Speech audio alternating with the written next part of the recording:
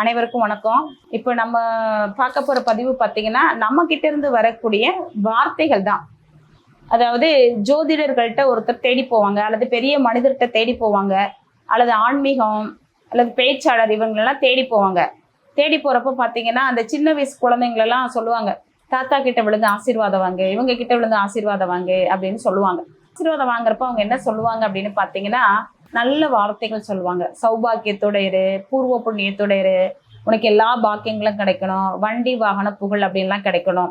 அப்போ நம்ம செய்யக்கூடிய செயல்களுக்கு அதிக பவர் இருக்கான்னு கேட்டா கிடையாது. நம்ம தானம் பண்ணக்கூடிய விஷயத்தினால நமக்கு கிடைக்குமா அப்படின்றதும் அதுவும் கம்மி தான். கிடைச்சிருக்கு, ஆனா அவ்வளோக்கா இல்லை. ஆனா நம்ம பேசக்கூடிய வார்த்தைகள் இருக்கு பார்த்தீங்களா, அதுல ரொம்ப ரொம்ப சக்தி அதிகம். அதனாலதான் வளர்ற பிள்ளைங்களை நம்ம அவங்கள மரியாதை இல்லாத வார்த்தையில பேசக்கூடாது, சாபம் விடக்கூடாது, நீ எங்க உருப்பட போற, இந்த மாதிரி நெகட்டிவா தயவு செய்து யாருமே பேசாதீங்க. அது சின்னவங்களா இருந்தாலும் சரி, பெரியவங்களா இருந்தாலும் சரி, முடிஞ்ச வரைக்கும் எல்லாரையும் நல்ல வார்த்தைகள் சொல்லி பழகுங்க. பழகின ரொம்ப நல்ல விஷயங்கள் நடக்கிறதுக்கான வாய்ப்பு உண்டு. நம்ம எல்லாம் நினைச்சிட்டு இருக்கோம், நமக்கு நடக்கக்கூடிய திசாபுத்திகள் தான் நம்மளை நல்லது பண்ணோம், நம்ம கோவிலுக்கு போனா நல்லது பண்ணோம், 4 பேத்துக்கு தர்மம் பண்ணா நமக்கு நல்லது பண்ணோம் அப்படின்னு. ஆனா அதுல எல்லாம் கம்பல்சரி இல்லைங்க. ஏன்னா இன்னைக்கு நிறைய பேர் ஜாதகம் பார்க்க வரப்பே சொல்லுவாங்க, நாங்க இந்த கோவிலுக்கு போனாங்க, நான் இந்த கோவில்ல அன்னதானம் பண்றேன், சாமிக்கு சாமிக்கு அபிஷேகம் பண்ணேன், புடவை வாங்கி செலுத்தினேன், மக்களுக்கு உதவி பண்ணினேன். ஆனால் பண்றாங்க. பண்ணிவிட்டு என்ன தெரியுமா, இங்கிட்டு தேவையில்லாத வார்த்தைகளை சொல்லி திட்டுறாங்க.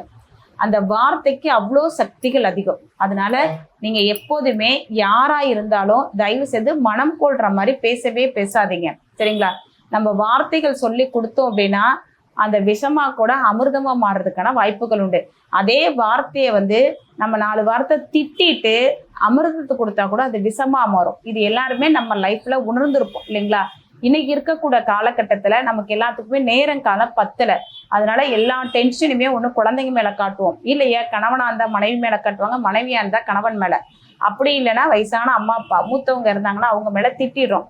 ஏன்னா அந்த வார்த்தைகள் தான் இன்னைக்கு நிறைய உறவுகளை பிரிஞ்சிருக்கு. நிறைய பேத்துக்கு நல்லது நடக்காம பிரிஞ்சு வேதனைப்பட்டு வெளியில இருக்காங்க. அவங்களெல்லாம் ஒண்ணு சேர்த்துறதுக்கான வார்த்தைகள் மட்டும்தான் நல்லா இருக்கும். இப்படி நம்ம வாயிலிருந்து வரக்கூடிய வார்த்தைகள் நல்லா இருந்ததுன்னா உங்களுக்கு நவகோள்கள் மட்டும் நல்லது பண்றது கிடையவே கிடையாது, நீங்களே உயர்ந்த இடத்துக்கு போறதுக்கான வாய்ப்புகள் உண்டு.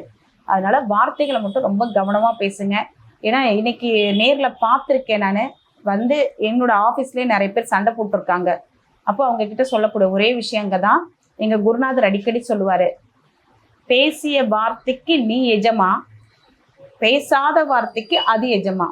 அப்ப பேசாம இருந்தாலே நம்ம எஜமான் மாதிரி நல்லபடியா வாழ்றதுக்கான வாய்ப்புகள் உண்டு.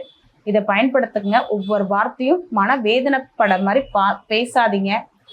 யாரையாவது ஒரு நாளைக்காவது ஒருத்தரை வாழ்த்துங்க. அதே மாதிரி நம்ம ஏதாவது செஞ்சுட்டோம் அப்படின்னா அவங்களுக்கு நன்றின்ற ஒரு விஷயத்த சொல்லுங்க. ஏதாவது தப்பு பண்ணிட்டுனா மன்னிச்சிருன்ற விஷயத்த மட்டும் சொல்லி பாருங்களேன். உங்களோட ஒவ்வொரு லைஃப்லயும் இந்த வார்த்தைகள் பயன்படுத்த ஒவ்வொரு நாளைக்கும் ஒரு முன்னேற்றம் கிடைக்கிறதுக்கான வாய்ப்புகள் உண்டு. நன்றி, வாழ்த்துக்கள்.